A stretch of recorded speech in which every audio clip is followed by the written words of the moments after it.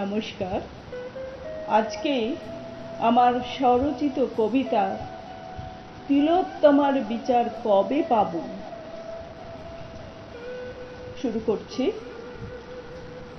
একটাই দাবি, রাজ্য থেকে দেশের গণ্ডি ছাড়িয়ে দৃষ্টান্তমূলক শাস্তি চাই ওই নরাধম রক্ত লোলুপ দস্যু। কর্মস্থলে ওই তরুণী চিকিৎসকের ভয়ঙ্কর পরিণতিতে আজ বাংলার ঘরে ঘরে সন্তান হারানোর হাহাকার। অভয়ার মৃত্যু বাঙালিকে যেমন করেছে এক কাট্টা, প্রকট হয়েছে তেমনি আমাদের হীনতা দীনতারও। তালে তাল না মেলালেই কিছু মানুষের মুখ লাগাম ছাড়া। কাদা ছোড়াছুড়ির খেলায় মেতেছে ওই পাশের বাড়ির লোকটাও। ছোপ বুঝে কোপ মেরে চলছে শুধু টিআরপি রমরমা।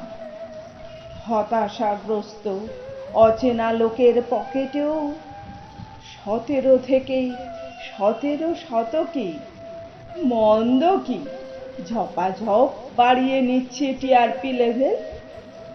বিশ্ববন্দিতদের সম্মান মাটিতে মিশিয়ে তৃপ্ত বই কি। শুধু জাস্টিস চাইলে হবে না, হবে না। মিডিয়ায় দিতে হবে শাসক বিরোধী কুৎসা অপপ্রচার। তাহলেই খোঁজ পাওয়া যাবে সত্যিকারের মেরুদণ্ড। না হলে তুমি চটি চাটা, চলবে মানসিক অত্যাচার। প্রথমে কঠিন শাস্তির দাবিতে ছিল ডাক্তারদের চরম প্রতিবাদ। ছিল অরাজনৈতিক, সকলেরই চাওয়া ছিল একটাই, তরুণী চিকিৎসকের নারকীয় মৃত্যুতে যুক্ত দোষীর চরম শাস্তি। জাতি ধর্ম বর্ণ নির্বিশেষে মিলন ক্ষেত্র ছিল ওই রাস্তাটাই। সুবিচারের দাবিকে সবাই দ্বিধাহীন চিত্তে সায় দিয়েছে।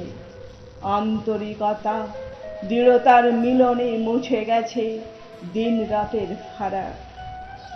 লক্ষ লক্ষ মানুষের ঢল নেমেছে পথ থেকে পথান্তরে। নেই কোনো বিশৃঙ্খলা, গর্জে উঠেছে সরব প্রতিবাদের ডাক। রাজনীতির কারবারিরা শান্ত আন্দোলনকে ঘেঁটে দিতে মরিয়া, ঘুরিয়ে দিতে চাইল অরাজনৈতিক আন্দোলনের মুখ। শান্তিপূর্ণ আন্দোলনে লেগে যাচ্ছে রাজনীতির চড়া রং। শুভ বুদ্ধি সম্পন্ন মানুষেরা হতে লাগলো হতাশ, আন্দোলন বিমুখ। রাজনীতির কারবারিদের অশুভ মানসিকতায় বলি হবেন না। সুযোগ সন্ধানী রাজনীতিকদের ছত্র ছায়া ছাড়াই চলবে লড়াই, চলবে। জয়ী না হওয়া পর্যন্ত এই প্রতিবাদ চলছে, চলবে। তবেই তো অভয়ার পরিবারের জন্য ন্যায় বিচার মিলবে, মিলবে। ধন্যবাদ।